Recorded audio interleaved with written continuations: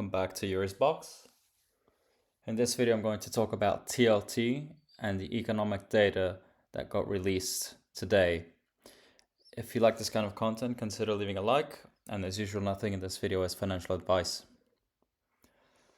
So today was quite a busy day. We had quite a bit of economic data drop. I'll be looking at the main events. I'll make a separate video for these separate indexes, mainly Dallas Fed Services Index and whatnot.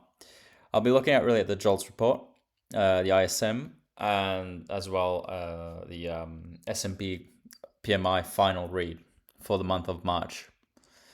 The best place to start, in my opinion, is the quits number, the quits rate that got released with the job openings. As I said, in many of my previous videos, I really don't pay too much attention to the job openings number.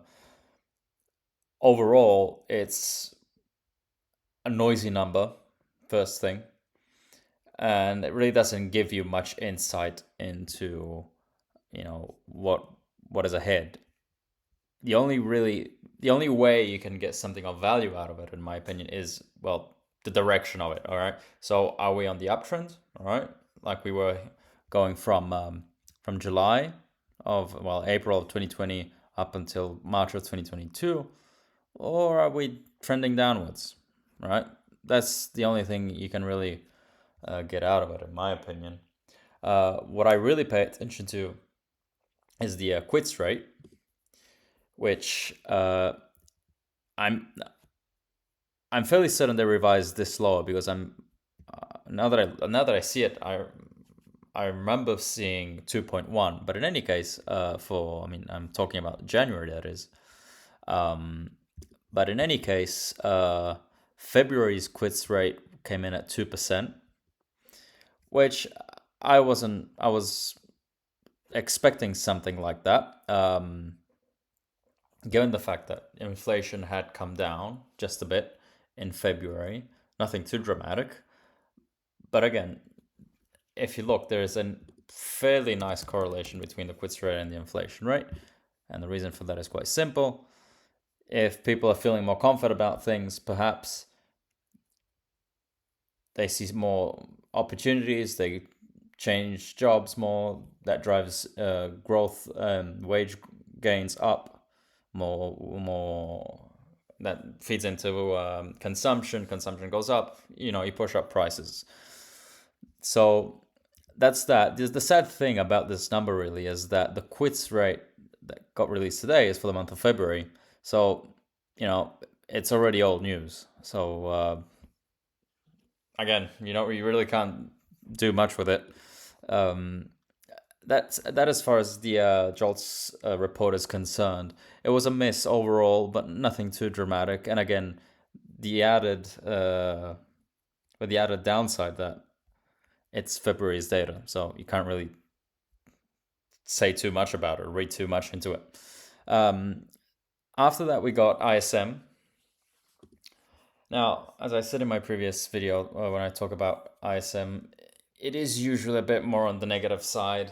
So whenever you read a report from ISM, the Institute for Supply Management, on the state of manufacturing or services, do keep in mind that it tends to be a smidge more on the negative side of things compared to something like the S&P PMI report. Okay, so having said that, it wasn't great. It was a miss across the board.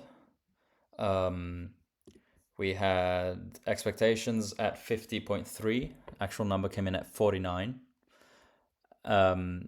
And we can look at some of the single indexes right here. So new orders fell, production fell, employment, what else? And backlogs. All right, that's what you really want to pay attention to on the growth side of things, especially backlogs and new orders. Because again, if you don't have orders coming in, and if you're exhausting current orders, what reason do you have to expand your workforce. And again, that shows up with the employment index coming in well below expectations at 44.7. Again, as the the table here says, it is contracting. Under 50, that is an indication of economic contraction. Over 50, that is an indication of expansion. Overall, the report was quite bearish. I'm not gonna lie, and like if you read the respondents, I'm not gonna go all of them, but well, it's one of the things business conditions are deteriorating at a fast pace. Tariffs and economic uncertainty are making the current business environment challenging. Where else? Worldwide economic instability has begun to impact our oil and gas business. Bearish market sentiment and tariff application costs have dominated discussions. Overall concern is whether or not demand destruction will occur with higher pricing. Overall, you can read it yourself. Nothing too bullish to read in what respondents are saying. And again, on the growth side of things, what you're interested in is really new orders, then the backlog of orders, and finally employment, right? The way I see it, the way I interpret it at least, is that the order component of things feeds into the employment part, right? If you have more orders, well, you're going to have to increase your workforce to face those new orders coming in. If you have no new orders, well, what reason do you have to expand your workforce?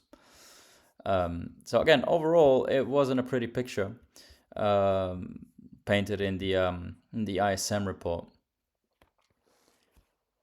Along with that, about a quarter of an hour earlier, we got the S&P PMI final read for the month of March for the manufacturing. And it was really more of the same of what we saw in, previous reports that we looked at in the previous weeks. We don't have to go over all of the report, but again, drop in factory output follows strong growth in February. And again, the idea is that some of the strength that you've seen in February or really the months leading up to February is a lot of tariff front running. That is, again, one of the questions that need to be answered. How much of the strength that we saw until January is attributable to just plain old tariff front running, all right? As far as the report, goes along to say, confidence in the outlook for business activity softened amid some uncertainty over the impact of federal government policies. Most importantly, employment numbers were unchanged after 4 months of gains. Confidence in the outlook softened again in February, dropping for a second successive month to its lowest level since December. Follows, employment was unchanged in March, following a 4-month run of growth. Sluggish demand growth and elevated costs weighed on hiring activity. Levels of work outstanding declined in March at the fastest rate since December, to thereby extend the current period of contraction to 2.5 years. This is for the growth side of things. Nothing pretty, really. If you read some of the comments, the strong start to the year has faltered in March, while business confidence about the outlook remains relatively elevated. More producers question this belief. Business optimism about the year ahead has deteriorated further from January's 3-year high. Again, overall, the growth side of things is consistent with what we saw starting in February. Now with the PMI reports that we saw in the last month, it's more of the same on the growth side. And arguably, that's something I forgot to go over in the ISM report. The inflation side is, for being complete about everything, looking at both sides, costs are rising. Okay, you see this in the PMI report. You see this in the ISM report. The prices paid index really went from 62.4 to 69.4, practically hitting 70, which is rough. I'm not going to lie, it's rough on the inflation side of things. But as I've pointed out many, many times before, if you look at something like the headline inflation, the problem really is that inflation has the bad habit of becoming a problem or a significant problem just before things get ugly. And just looking at the previous three recessions, I highlighted the '08 recession right here, when just 2 months before the the collapse of Lehman Brothers, inflation was printing at 5.6%. All right, now each cycle is different. As I said many, many times before, what caused inflation to print at 5.6% isn't necessarily what we have today. Mainly, and namely, really oil at $100+. But again, if you go and look back at the 2000 recession, inflation was sticky at around the 3% mark. And if you go back at the 1990s, inflation was really peaking at 6% just before we had the recession in 1991. So again, it's not that, as I say all the time in my read, it's not so much that inflation isn't important or it doesn't have a role to play. It's just a matter of weighing the priority. And it's about looking at how things are kind of playing out. And, you can choose whatever you prefer to look at.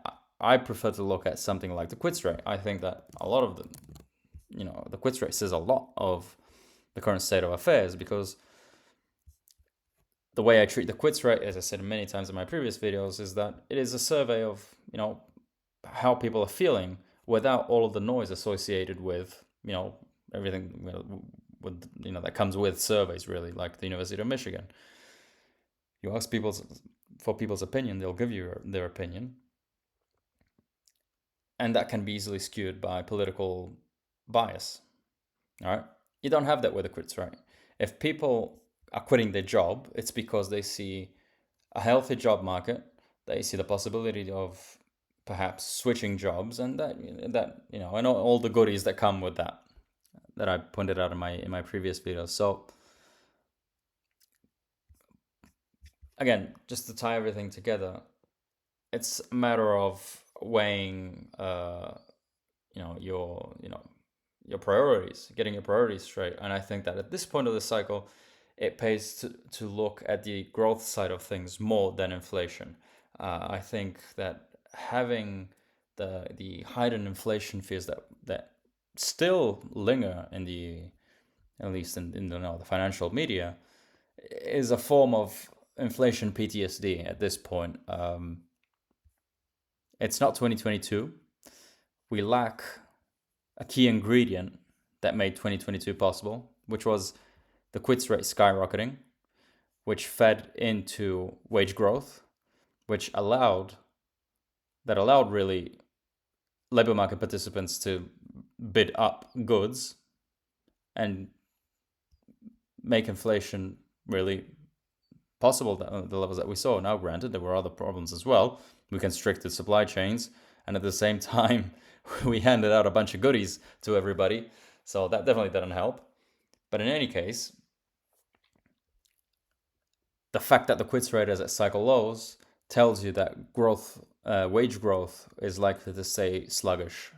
And as long as that stays sluggish, again, you're lacking a key ingredient in the recipe for runaway inflation, in my opinion. But again, I could easily be wrong, and we'll keep on looking at things and see how they evolve. So that's that. I don't think I'm missing anything else. ISM, job quits, and PMIs. Yeah, the only thing that's left to do is go over TLT quickly. So we actually closed at 91.48. We had the chance to close a little higher on the day, honestly, if I'm not mistaken. 191 actually. We went higher. I missed that local high at least today. But in any case, we are still waiting for April 2nd. We'll also have ADP come out tomorrow. It's not something I'm really too fond about, really, ADP. But again, it'll be interesting to see how that prints. And again, we have creme de la creme on Friday with the non-farm payroll report. I usually give my last month is the first month I started since I started making videos. I gave my forecast last month based off of what I read in the ISM reports and the S&P PMI reports.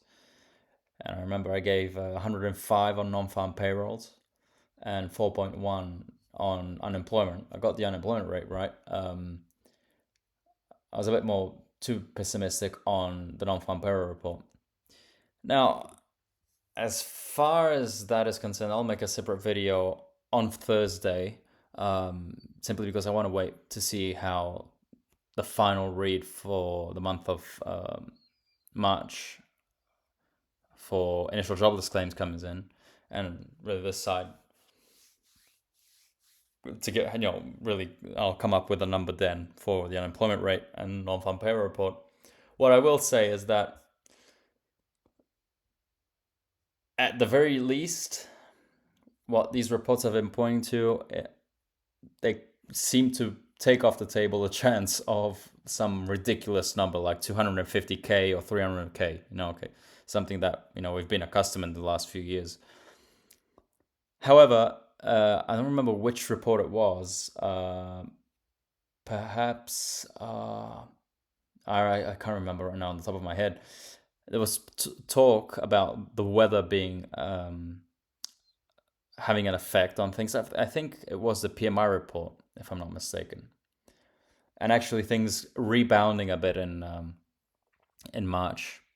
So I'm really torn because from one thing, you have this thing about the weather, and although I've made my views quite clear about that, and that usually the weather is usually a crutch for things, if you don't know what happened, blame the weather. But again, on the other side, you have just everybody saying more of the same, what we've been seeing since February, really. So again, I'll wait for the final initial jobless claims print on Thursday and come up with my forecast for Friday. So that's really it for today. Again, TLT printed 91.47. Right now, we're still in no man's land as far as I'm concerned. If you see tomorrow's tariff announcement be a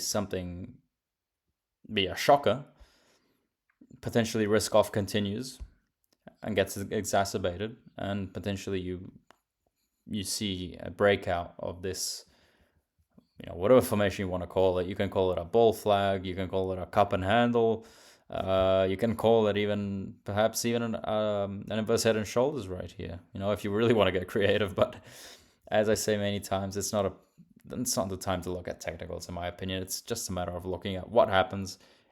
Is it bearish for the economy? And if it is bearish for the economy, expect TLT to go up. If it's bullish for the economy, it's like if Trump tomorrow wakes up and he says, you know what, let's all sing kumbaya by the campfire and hold hands, and tariffs off the table, and we're going to cut taxes and everything. Well, that's not going to be good for bonds. So the only thing that's worth doing right now is waiting, having patience, and just see how things evolve. Tomorrow's a key day. Again, if risk off continues, I wouldn't be surprised if we print above or really reach $93 and break out of this previous high at 92.79. Continue to expect potentially more yen strength. But again, as far as TLT is concerned, if it is a shocker, consider 93. Otherwise, I'll keep bombing around here until Friday, and I'll keep you guys updated. That's pretty much it. If you like this kind of content, consider leaving a like, and I'll see you next time. Bye.